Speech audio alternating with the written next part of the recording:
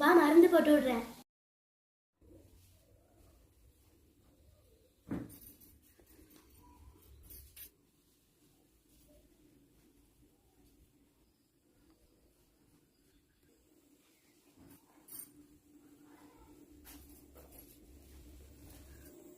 போயிட்டு வரேன்.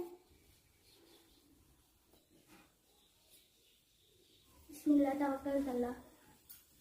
அஸ்ஸலாமு அலைக்கும்மா, நான் போயிட்டு வரேம்மா. நாம் சைத்தானுக்கு நண்பனாக இருந்து பாவங்களை செய்யாமல் அல்லாஹுடைய நண்பனாக இருந்து நல்ல காரியங்கள் செய்ய வேண்டும்.